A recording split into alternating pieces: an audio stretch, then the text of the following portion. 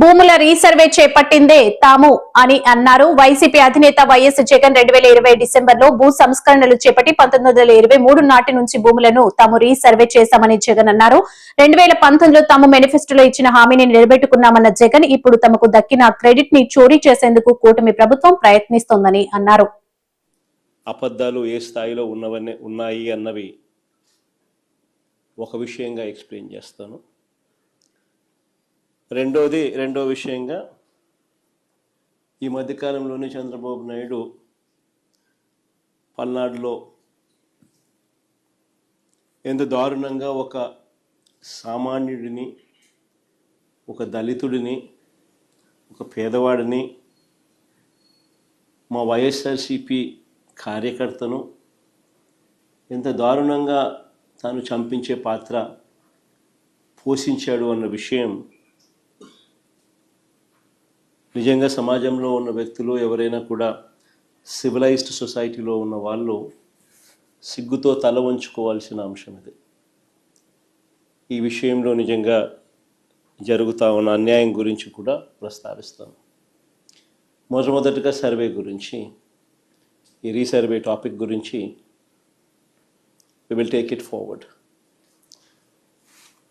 ఈ మధ్యకాలంలో చంద్రబాబు నాయుడు గారు మాట్లాడుతూ ఉన్న మాటలు ఈ రీసర్వే సబ్జెక్ట్ మీద మనమంతా కూడా చూస్తే ఒకసారి ఈ భూమండలం మీద నిజంగా ఇంతటి దారుణమైన క్రెడిట్ చోరీ చేయగలిగిన వ్యక్తి ఇంకొకడెవడైనా ఉండగలడా అని అనిపించేట్టుగా చంద్రబాబు నాయుడు గారు మాట్లాడుతూ ఉన్నారు.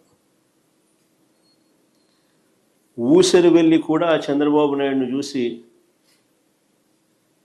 బహుశా సిగ్గుపడుతుందేమో. అంతటి దారుణమైన మోసాలు, అంతటి దారుణమైన అబద్ధాలు.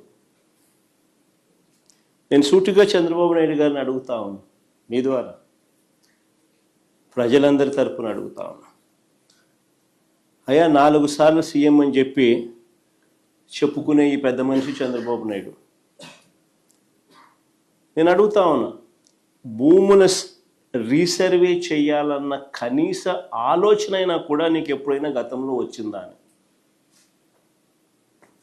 కనీసం ఆలోచన అయినా నీకు గతంలో ఎప్పుడైనా వచ్చిందా అని? ప్రజలు ఇబ్బందుల్లో ఉన్నారు, రైతన్నలు ఇబ్బందుల్లో ఉన్నారు, రకరకాల సమస్యలు ఎదుర్కొంటా ఉన్నారు. భూ సమస్యల మీద, వారి సమస్యల మీద కనీసం నీకు ఎప్పుడైనా రీసర్వే చేయించి వాళ్ళ సమస్యలన్నీ తీర్చాలి అని చెప్పి కనీసం నీకు ఏ రోజైనా ఆలోచన అయినా వచ్చిందా చంద్రబాబు గతంలో అని అడుగుతాను. ఈరోజు క్రెడిట్ చోరీ తీసుకుంటూ తాను మాట్లాడుతూ ఉన్న మాటలకు నిజంగా ఈ పెద్ద మనిషి సిగ్గుపడాలి. అసలు భూముల రీసర్వేకి మూలం ఎక్కడి నుంచి వచ్చిందో తెలుసా? ఇది మూలం ఎక్కడి నుంచి పుట్టుకొచ్చింది అని అంటే 2019 కన్నా ముందు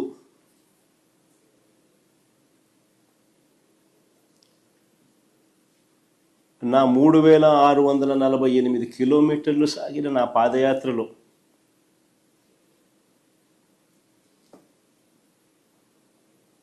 మార్గ మధ్యంలో రైతన్నలు పడతా ఉన్న అవస్థలు, ఇబ్బందులు చూసిన తర్వాత భూములకు సంబంధించి వాళ్ళ లేవనెత్తిన సమస్యల పరిష్కారం నుంచి, ఆ ఆలోచనల నుంచి, వీటికి పరిష్కారం చూపాలన్న తపన, తాపత్రయం నుంచి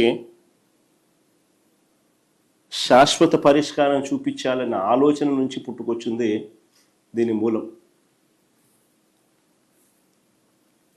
అసలు ఆ రోజుల్లో చంద్రబాబు నాయుడు గారు ముఖ్యమంత్రిగా ఉన్నారు, నా పాదయాత్ర జరుగుతూ ఉంది.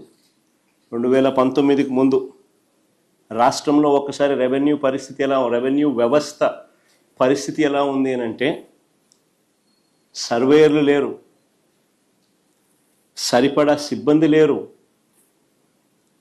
పరికరాలు లేవు, లేటెస్ట్ టెక్నాలజీ అంతకన్నా లేదు. భూములు ఎప్పుడైనా కూడా క్రయ విక్రయాలు జరిగినా, లేకపోతే భాగ పరిష్కారాల్లో భాగంగా ఏదైనా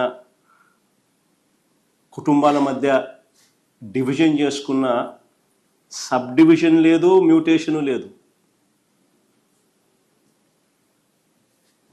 ఇవి కూడా జరిగేటివి కాదు. పైగా ఎడా పెడ, లెఫ్ట్ రైట్ సెంటర్, ఈయనకు ఎప్పుడు మూడు వస్తే అప్పుడు, ఎప్పుడు బుద్ధి పుడితే అప్పుడు, ఎవరైనా నచ్చకపోతే అప్పుడు. 22A అంటే ప్రోహిబిటెడ్ ల్యాండ్ సేల్. 22Aలో భూములు పెట్టడం, ప్రోహిబిటింగ్ ఎనీ ల్యాండ్ సేల్. వీళ్ళకి ఇష్టం రైతులను, ప్రజలను ఇబ్బందులు పెడుతూ అవస్థలకు గురి చేస్తున్న పరిస్థితి. ఇలాంటి 1,00,000 సమస్యలకు పరిష్కారంగా సమగ్రమైన భూ సర్వే అండ్ సమగ్రమైన ల్యాండ్ రిఫార్మ్స్. భూ సంస్కరణలు చేయాలన్న ఆలోచన వాటి నుంచి వచ్చింది. అందుకని 2019 ఎన్నికల కన్నా ముందే మా మేనిఫెస్టో కాపీ కూడా ఒక డిస్ప్లే చేయడం ఒకసారి. మా మేనిఫెస్టో కాపీలోని 2019లో ఒకసారి డిస్ప్లే చేయండి.